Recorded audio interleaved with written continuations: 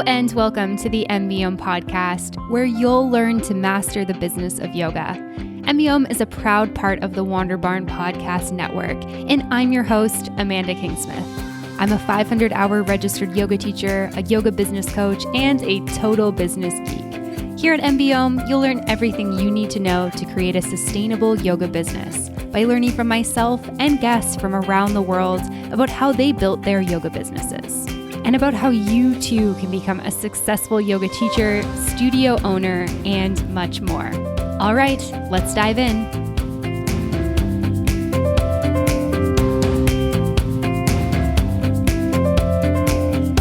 Hey friends, I just wanted to pop in and talk a little bit about M.B.M Behind the Scenes. When I entered the yoga world as a teacher, I was surprised by how many yoga teachers were struggling with the business side of yoga.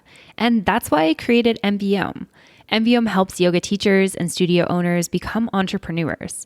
It helps you to go from surviving to thriving with your yoga business. I am on a mission to change the yoga industry, to teach yoga teachers and studio owners about the business of yoga, and to help you feel more confident, successful, and abundant. After releasing hundreds of podcast episodes, I want to create content that dives deeper into helping yoga entrepreneurs thrive and elevate their businesses. This is where M.B.M Behind the Scenes comes in. Each week, you will get bonus content from the weekly guest or myself, diving deeper into how you can take the teachings and apply them to your business. This podcast is designed for yoga teachers and studio owners who are ready to take it to the next level.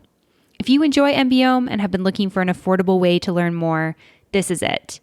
For the cost of 2 lattes per month, you will get never-before-heard content that you can't access anywhere else that will give you tangible ways to dive deeper into your yoga business. If this sounds like something you're interested in, let's dive in. Head on over to patreon.com/MBM Yoga and sign up to get behind the scenes now. Once again, that's patreon.com/MBOM Yoga to get all the exclusive behind the scenes content. I'll see you there. Hello, everyone, and welcome back to another episode of the M.B.M podcast. This episode of the podcast is brought to you in part by OfferingTree. OfferingTree is a yoga teacher's one-stop shop for all things yoga business. That includes your website, your scheduling software, your payment, your email marketing, your membership tools, online store, and so much more. They truly are my go-to recommendation for yoga teachers looking to simplify their yoga businesses. And you're going to hear a little bit more about them a little bit later on. Today on the podcast, I am very excited to be joined by Dawn Deguire. Dawn is a 200-hour registered yoga teacher, and she is also the co-founder of the Saskatchewan Indigenous Yoga Association. And she is really passionate about bringing the healing powers of yoga to Indigenous communities. And this is really what we're talking about on today's episode of the show. We dive into how Dawn got first introduced to yoga, what inspired her to become a yoga teacher, and then where the idea for the Saskatchewan Indigenous Yoga Association came from. She talks about what the yoga teacher training program entails that they offer, as well as some of the benefits that they've seen from offering yoga into Indigenous communities. We also talk a little bit about how to make yoga more inclusive for members of Indigenous communities, and there's a lot that we can learn from this conversation. So I hope that you enjoy hearing from Dawn and learning about the Saskatchewan Indigenous Yoga Association and how to bring yoga into Indigenous communities in your part of the world. And without further ado, here is Dawn. Welcome to the podcast today, Dawn. I'm really excited to have you here with me today. Hi, thanks for having me. Yeah, absolutely. And where are you joining us from today? From Saskatoon, Saskatchewan. Amazing. I've only been to Saskatchewan one time and I didn't make it to Saskatoon, but I've heard amazing things about the city. So I think I need to get back there sometime soon. We do have a beautiful city. We've got so many bridges and a beautiful river system, and it's just a great place to live for sure. Yeah, absolutely. I need to come back sometime soon. It's not that far from my home in Alberta, so no excuses. I need to get there. The next time it's warm though. I'm not a fan of winter. For sure. Yeah. Amazing. And so I'm really excited about our conversation today. And I just wanted to start with hearing a little bit about your background with yoga and a little bit about how you got introduced to yoga. I was introduced to yoga. Well, I was kind of around 10 years ago, I was on this quest to change my life. I was a little overweight. I was depressed. I was drinking and eating too much. And I just hit this overall emotional bottom. And I went on this quest to just kind of fix myself up. But like many people, I was just really kind of doing that on the superficial levels. So I was, I started to hit the gym really hard. And it was actually at the gym that I found my first yoga class. And when I was there in the yoga class, it was within just a couple of minutes of being there, really. And the instructor started to kind of move into the session. I immediately thought, like, that should be me up there. And then I rationalized that away and thought, no, I don't want to do that. It's just whatever. And so I just kept going to yoga classes, but it was doing something for me that it was grounding and centering me in a way that I didn't even have the language to express at the time. But I was hooked and I kept going. Yeah, that sounds incredible. And it's really interesting that you had this experience of feeling like that should be me teaching this and then pushed it away, which I think probably a lot of teachers listening can relate to this idea of feeling like, that's a bit crazy. Like, I just started this practice. Why would that be me? And I'm curious kind of at what point you actually did decide, like, okay, that actually could be me. I could be a yoga teacher. Well, that actually, there's an interesting story behind that because I wasn't really thinking about that, but I was doing, I was trying to climb corporate ladders and, step into leadership roles and all these different things. But I had really gotten out of balance in that life. And one day I was sitting at my desk and I was just not in a good place. And I actually sent a prayer out to the universe and I said, the last time I felt really good, I was really immersed in my yoga practice and I need yoga back. And it was within a couple of days that I received a phone call at my office from a fellow named David Edney. David had been teaching yoga at the correctional here in Saskatchewan. And he felt like that was all fine and great, but he felt like perhaps an Indigenous instructor might resonate more with a lot of the people that he was teaching. So he approached my workplace, which was Saskatoon Tribal Council at the time, looking for an organization to partner with him to put on a scholarship program to teach to train Indigenous yoga instructors, because there was just nobody out there that he could find to come and teach at the correctional. And so that call somehow magically got put through to me.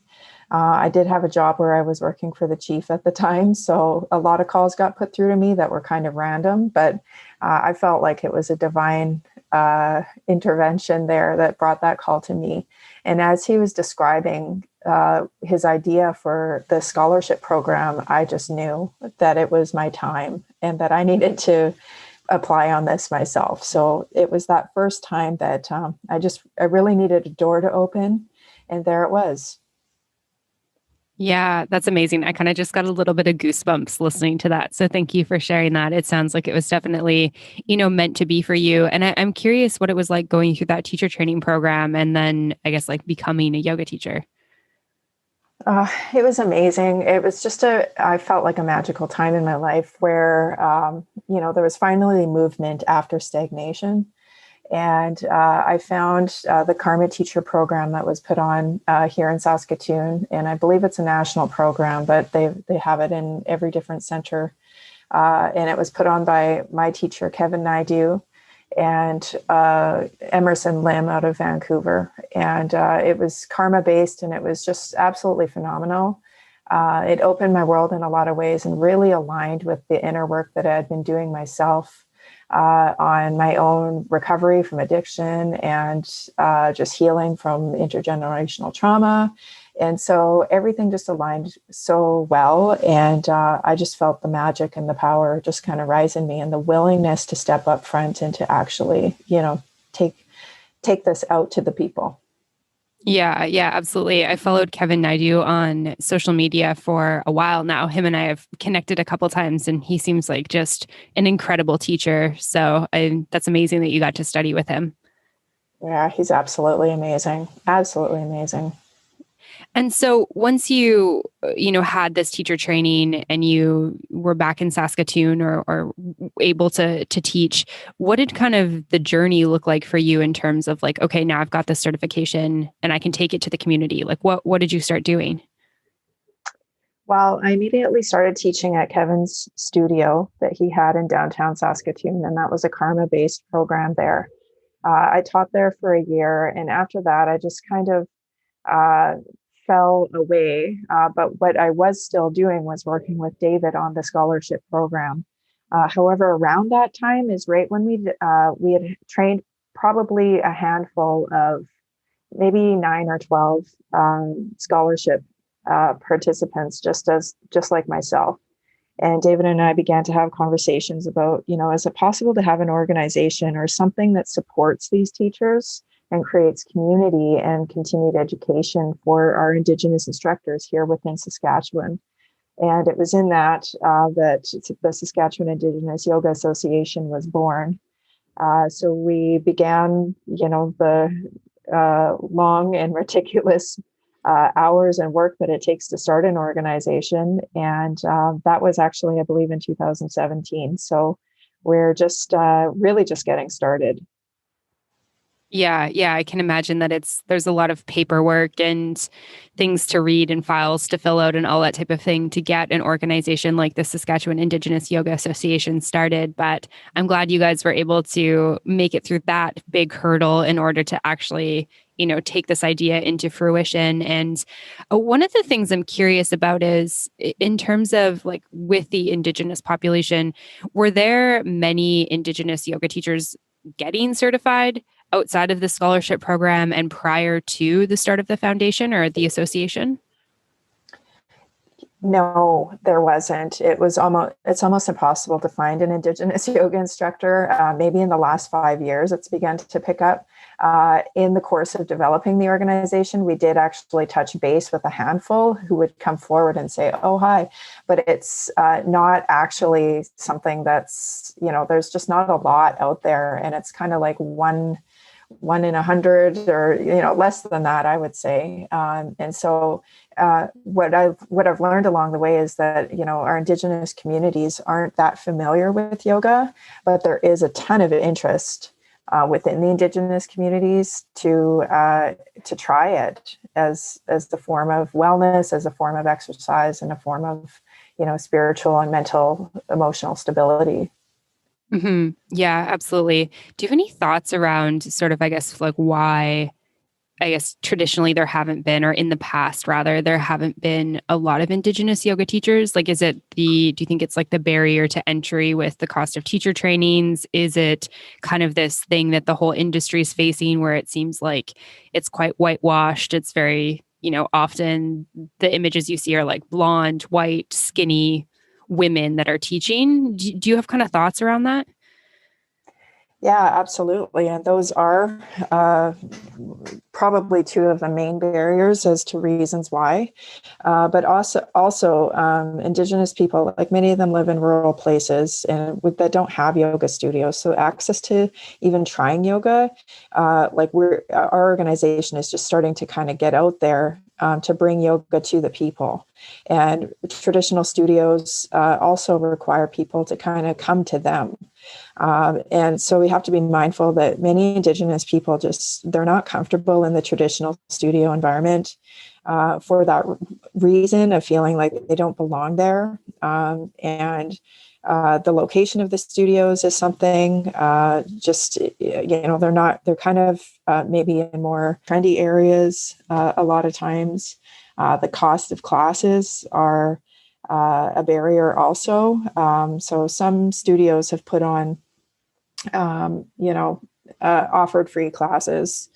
Um, um, and also that imaging and the advertising of what yoga is. And so many people, even in our community, say, and this is across the board, I realize, but, I'm not flexible, so I can't do yoga.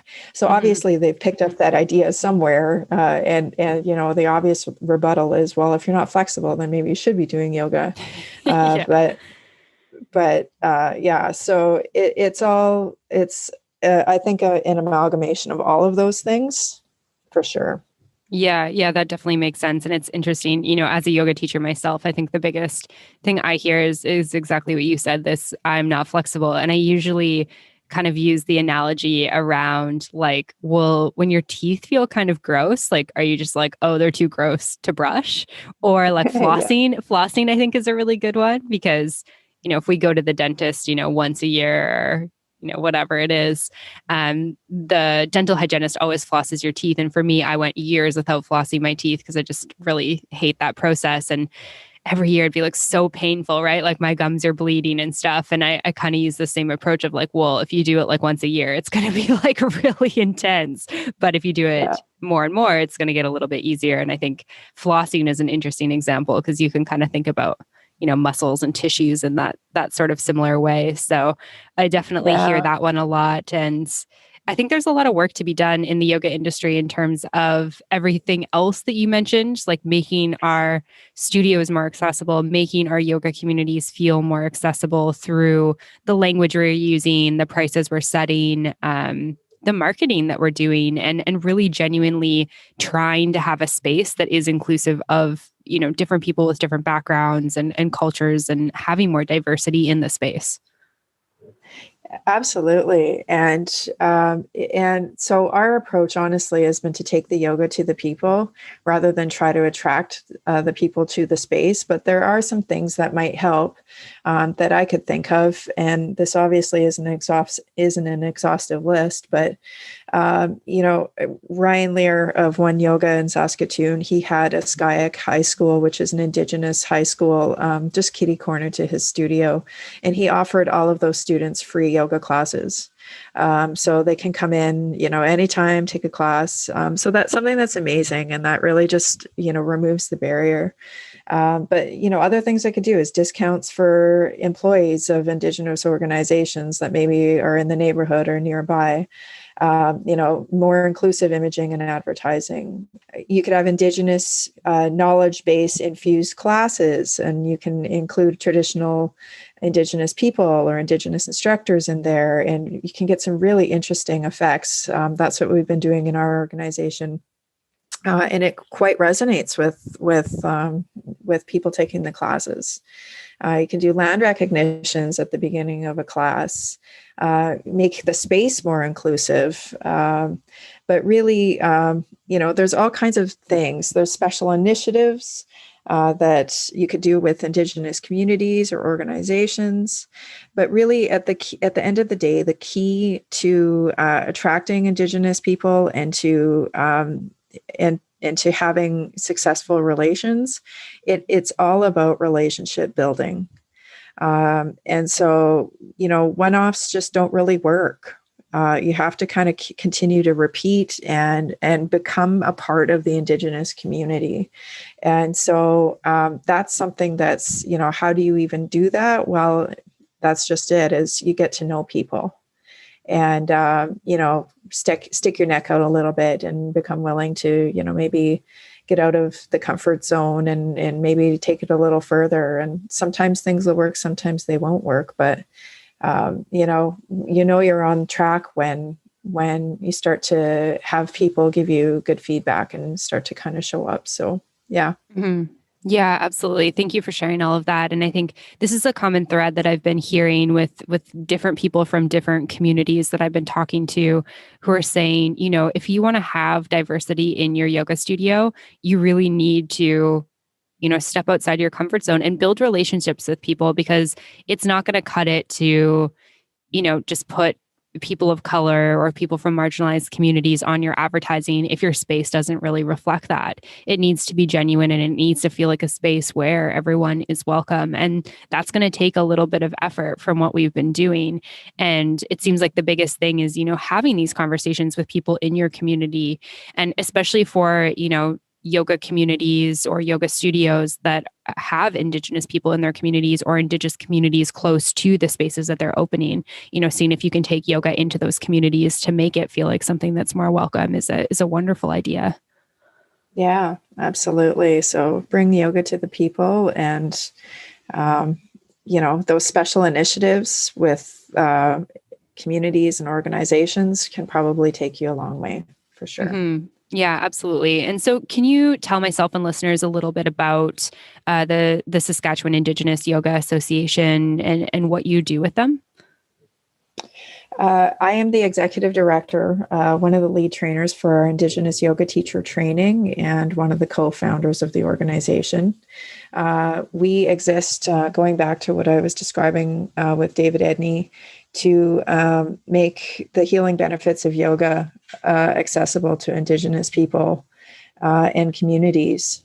And what we're trying to do now is to train as many Indigenous instructors and build Indigenous community as we can. What we've been focusing mostly on, our largest initiative, is our Indigenous yoga teacher training that we're offering once a year now. We've done 2 of them, and we've gotten tremendous feedback on that. We've created this training with Indigenous elders and knowledge keepers. And the focus of the training is to braid the classical yoga philosophy together with the Indigenous worldviews. So it's more than just learning about the asanas and doing all of that, which is all certainly a part of it, but so much of it has to do with the spirit of what yoga really is and focus on unity. It incorporates land-based experiences and traditional teachings from our elders. This last year, we had Joseph Natauhau, who is an amazing elder. He's also a yogi himself, and he's studied Buddhism, and he's also deeply immersed in his Nehiao Cree culture. So it's just been quite an amazing thing. There was a lot of focus on and emphasis on language this year, but anyway, we find the universal principles behind yoga and bring them forward. And it's really something that's quite life-changing. The training is also trauma informed, which, and it also emphasizes the unique and special needs of our Indigenous people and communities. So Yeah, that's incredible, and I think that it's just amazing what you've been doing so far. And I'm curious if you can touch a little bit more on with the yoga teacher training program that you guys have developed with the elders. What sort of elements of Indigenous traditions are you weaving into the trainings? Well, anything that the elder wants to bring. So that's just it. This is because we're working on getting out of our heads and getting into our hearts and getting into our bodies. So we really allow the natural process to guide itself and to trust the process rather than having it be an intellectual exercise. So we've had elders and knowledge keepers bring forward all sorts of teachings and things to do with past ways of living and understanding and knowledge bases, including, how to live a good life today. And a lot of it is focused around those things. We also have, storytelling and things and land-based learning. So it's very experiential. Our students also take in a sweat lodge ceremony, which is something that's a healing ceremony for Indigenous people. And so it's just about really getting grounded in ourselves, grounded in the earth, grounded in, our bodies, and then aligning those philosophies with what we learn in the classical yoga philosophies as well. Yeah, that sounds really interesting. And I love that you've been able to weave in the practices of yoga along with, some of the traditions with the Indigenous community. And I'm curious just kind of, how you said it's been well received so far. Can you tell me a little bit more about, the people who are going through the programs and kind of what their experiences have been like and how they've been able to kind of take yoga into their communities now? Well, we've gotten 100% phenomenal feedback on both the trainings that we put on, which tells us we're really onto something here. Because I guess one of the hidden agendas is to really develop the teacher rather than just to have somebody become a teacher of asanas. And so what tends to happen is a lot of personal development at our training, in addition to in addition to, taking in new and expanded worldviews. A lot of our instructors have said that they've learned more about their Indigenous culture in our training than they have like in their entire lives, just being out there in their community. So that's something that's really meaningful and significant to us. And, people essentially say that they leave with their life changed, and that they've gotten a new direction and doors have opened and things. So it's actually, that's the most rewarding part about it. It doesn't seem to be just a traditional yoga teacher training, although those are very impactful. And I know that mine very much was. We're doing this in such a way that is deeply profound for the people who are present in it. So, yeah. Mm-hmm. Yeah, for sure. I think, for me, obviously I can only speak from my personal experience, but I found I've done 2 teacher trainings and I had so much, obviously, career growth in terms of like learning how to be a great yoga teacher, but also a lot of personal development. And I think yoga teacher trainings often hold a lot of space for really deep healing. And I think that that's something that in life we have to be really intentional about trying to give ourselves. And so often we just don't have the time or the money or, the space to be able to do that. And so I think that is probably a huge piece for people, is just being able to focus inwards and do a little bit of that development and that healing and that type of thing. Absolutely. And that's what we're doing, is really providing that safe space. We know that our people have a lot of intergenerational trauma. And sometimes the first step is to just acknowledge that fact. And then start to, do the inward journey on. And so we attract all kinds of people who are maybe just starting their journey, some who are well into their journey, and, but that's just it, is helping people understand themselves within the context of what it means to live yoga, and to what it means to heal. Why do we need to heal? And how do we become the strongest conduits possible to bring this healing out to our communities? So really, that's what we're out to do, is to, cultivate the teacher through the healing process, so that they can become a clear conduit or a clear channel to bring the healing to the rest of our population, whoever wants it, right? And so it's a little bit, when you put that type of intention or that type of reasoning behind why we're doing this, it really quickly erases the idea of the people who came thinking that they were just going to be some sort of fitness instructor. And we're taking you deep.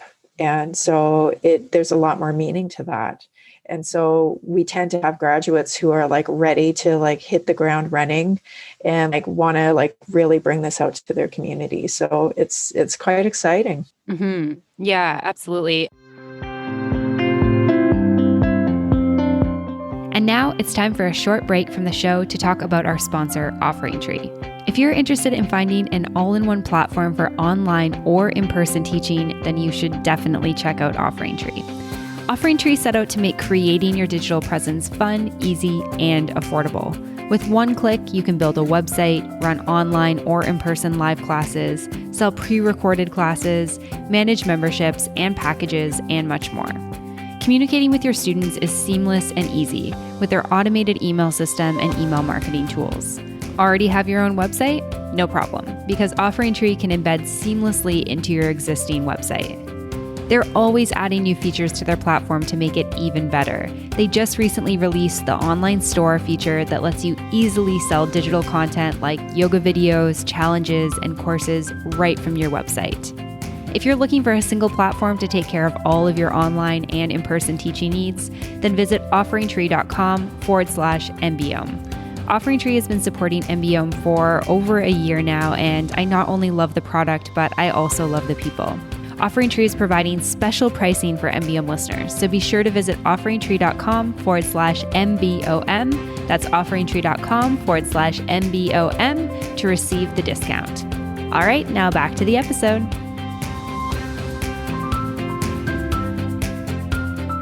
And And I'm curious if you can talk about, any or some of the benefits that you've seen that these yoga practices are bringing to the Indigenous communities that you work with. Well, it feels like we're still just getting started. But what we're seeing so far is like most of our instructors are to integrate yoga into what they're already doing, many of them. So we do have somebody living in Yorkton who is bringing yoga within her sexual assault clinical practice. We also have a registered therapist in Alberta who is integrated it into her practice. We have teachers who are bringing it into their schools and getting tremendous results from that and feedback from that. We've got people who are, university students who are teaching their peers at school, and everything in between, people who want to start their own businesses. So we're still really in the process of trying to capture the impacts. But from what I'm seeing and what I'm hearing is that people are giving feedback on that their bodies are feeling better, that they're feeling more expanded, and that their minds are stabilized and quiet, which we feel like once the nervous system is calmed down, which is essential to any healing process, mental, emotional, spiritual, or physical. So that's, good. We've got our first check mark there. Mm-hmm. Yeah, that's amazing to hear. I always love hearing, the impact of these types of things as they kind of spread out, I guess you could say. So you have these people come to these trainings, they have these like deep, profound experiences, then they all go back to their communities and they spread their learnings amongst their communities. And it's kind of cool to think of like how this network kind of grows of people who are receiving these teachings in a really big way. So that's cool to hear already. Yeah, absolutely. And that's important about our model, that we feel that maybe is a little bit different than what's been done in the past, is because we kind of we hear of a lot of instructors who want to go teach in communities and they want to teach to Indigenous people. Maybe they're Indigenous themselves or whatever, but they've never grown up in community and they have trouble, forming the relationships and the bonds to get into the community, to actually have a meaningful practice there. And so through our organization, we've been able to fund some teachers to go work into the communities for short periods of time. But the model of this program is really quite profound, because what it does is it actually roots community-based yoga teachers in their communities, and it provides the access to long-term, stable yoga accessibility practices, which, doing a one-off yoga session here and there is not going to have very much of an effect as the regular practice is. So we feel like this model is something that's really hitting home and worthwhile. Mm-hmm. Yeah, absolutely. That's amazing to hear. And I'm curious if you have any thoughts on how, other yoga teacher training programs that are being offered right now could begin to include Indigenous people in their trainings, in their communities. Is there ways that we can start, I guess as like a bigger collective, starting to make this a more inclusive opportunity for people? There's probably a lot of the same things that we've said, that I said earlier. It's about inclusion and how to do that. It's really about, the key to it is about relationship building, and how do we help people feel as though they belong here, and how do we help people get down to strip away, all of those kind of the superficial and social ideals that people don't feel that they live up to. And so honestly, when people themselves have stripped those things away themselves, it really shines through, and people feel included just by being in the presence of somebody who's stripped that away from themselves. So it feels much more safer. And so it's difficult to have an answer to that, but there are, things that we can do. You can offer, you can try to target with your advertising more Indigenous people. You could try to take a training on the road to go somewhere where there maybe is more Indigenous people. You could work with an organization such as ours or another organization that might be able to attract. You could take a training to a First Nation. There's all kinds of things that could be done. It's just a matter of how you do it and how do you make it authentic.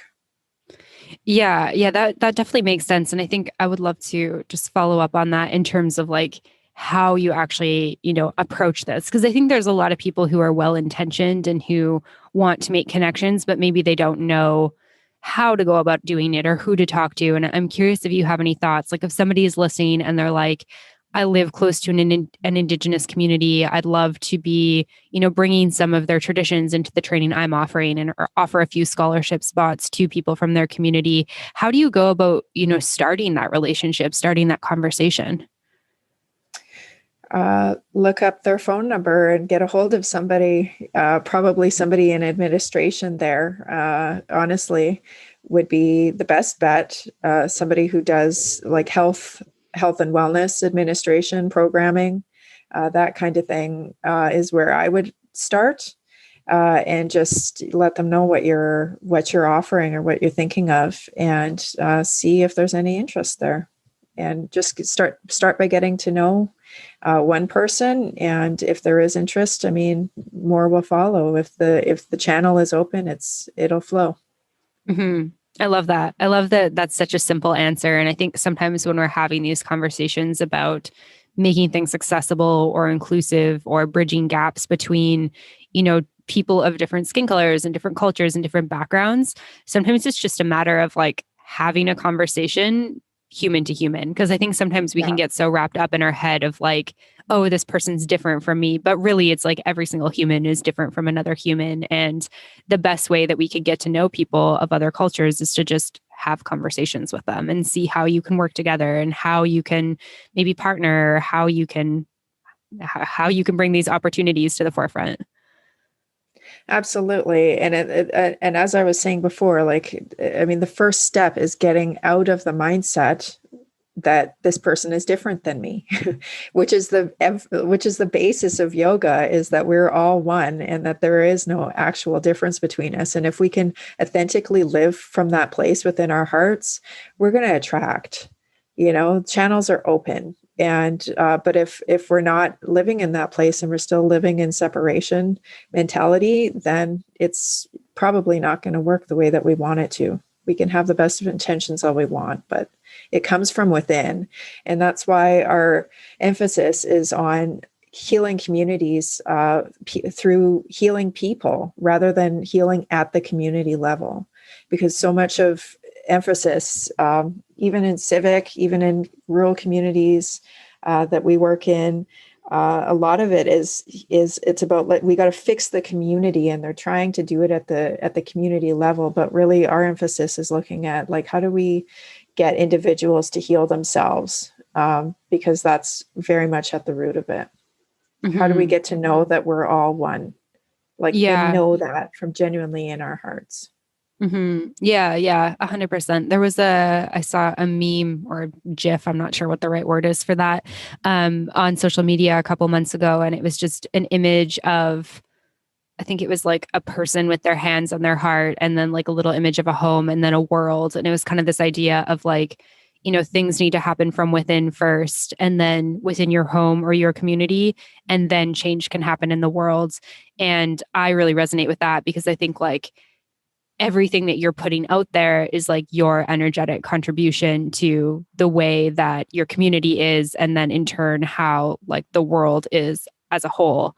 And so I think like things always need to be like coming from within first, and you need to start your healing there before you can like go out into your community to start healing, before we can try to make these like bigger waves on a global level. And it makes sense, right? Like if everyone is doing this inner work, then it's going to be a lot easier for us to come together as one, as a bigger community. Absolutely. It's the emphasis needs to be on home first, and rather than grabbing our signs and our swords and whatever and going on a crusade to change the world. And I see a lot of people doing that, where I'm the best of intentions, ready to change the world, but they're completely overlooking their inner world. And as a result, the results that they're trying to achieve out there, burning up all their energy, isn't working for them. And they can't understand why they don't seem to, get to the place, not that there's a place to get to, but that they want to be at. And so it's really about, turning inwards instead of turning outwards, for sure. Mm-hmm. Yeah, no, 100%. I completely agree.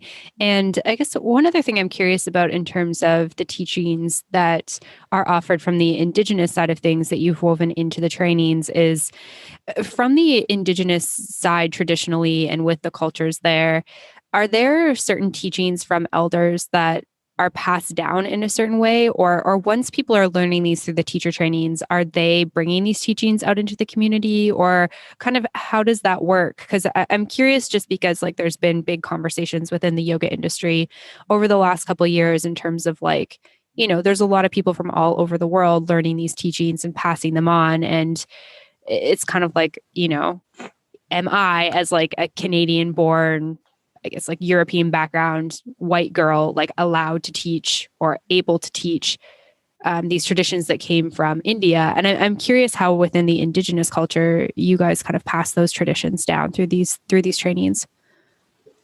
Well, I mean, the lineage of teachings and things, it's fairly non-dogmatic. So we don't try to emphasize on, do you have the right to do this or do you not? But we do have certain protocols that are followed. And protocols meaning, I mean, we acknowledge who our teacher is, who taught us whatever it was.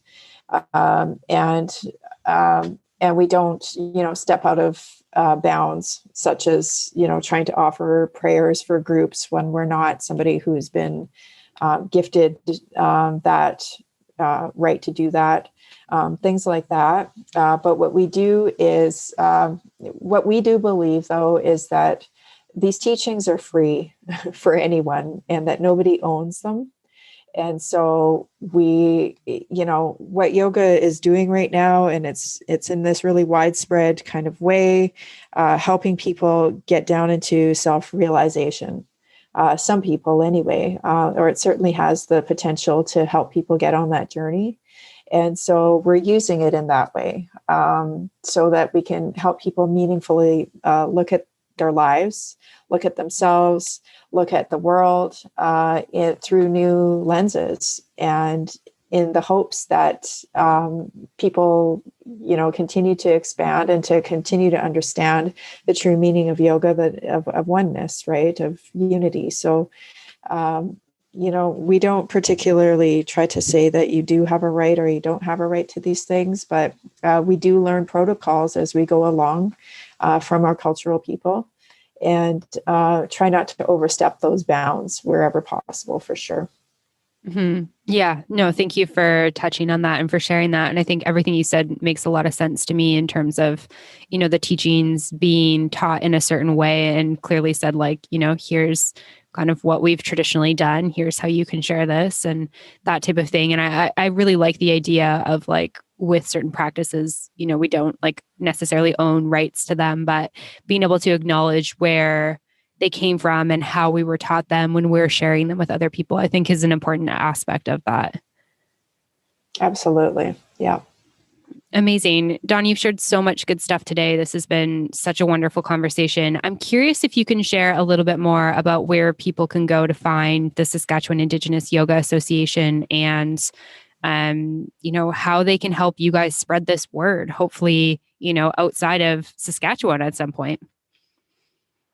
Well, what's interesting actually is just through social media, we've attracted some attention from Hawaii, from New York, from all over Canada, and people like who are excited about what we're doing and they want to bring a yoga teacher training to their community. And so I think you'll be hearing and seeing more things like this. But we are looking at expanding one day. Hopefully, if that's, maybe we'll have to drop the Saskatchewan from our name and just become the Indigenous Yoga Association, which would be absolutely amazing. But as of now, we will be contacted at www.sia.ca, or our email is indigenousyogask@gmail.com. We're also on Facebook under Sia Saskatoon. Amazing. Thank you so much for this conversation and for sharing everything that you've shared today. This has been such a great conversation. Right on. Thanks so much, Amanda. All right, everyone. I hope that you enjoyed that episode of the podcast with Dawn Deguire from the Saskatchewan Indigenous Yoga Association. Make sure you go check out what they're up to and everything that they're offering, especially if this is something that you'd like to get involved with or maybe bring to your community. Dawn and I continued this conversation on M.B.M Behind the Scenes, and we dove into how she actually set up this nonprofit. So we talk about the business of setting up a nonprofit and how she was able to actually start the Saskatchewan Indigenous Yoga Association. And one of the things I hear from yoga teachers quite often is, I'd like to start a not-for-profit or I'd like to run a nonprofit business, but there's a lot of paperwork to fill out. There's a lot of things you need to do and a lot of things you need to know. And Dawn is covering that in our behind the scenes episode. So if you'd like to get access to that, head on over to patreon.com/MBM yoga. When you purchase the membership, you get access to this episode of Behind the Scenes, as well as all other episodes of the show. For the price of 2 fancy lattes per month, you get a buttload of content that's going to really, really help you with your yoga business. And we're just able to dive deeper there than we are on the regular feed. So head on over to patreon.com/MBM yoga to check that out. Once again, a big thank you to today's sponsor for the show, OfferingTree. Make sure you go check them out, offeringtree.com/MBM. And a big thank you to you. Thank you so much for listening to the show. I hope that you enjoyed this episode, and I will be back with another new episode next week. Bye for now. Thank you so much for tuning in for this episode of the podcast. To find links, notes, resources, and everything mentioned in today and all episodes of the show, you can head on over to mbomyoga.com. You can find the podcast and myself on Facebook and social media at Mastering the Business of Yoga. And I would love for you to join the private Facebook community, Yoga Business Badasses. If you have any questions, comments, or feedback, please make sure you reach out to me at info@mbomyoga.com. And last of all, if you enjoyed this episode of the show, please make sure you hit subscribe and leave a review for the podcast. It would mean the world. Thanks so much for listening, and I'll see you next week. Namaste.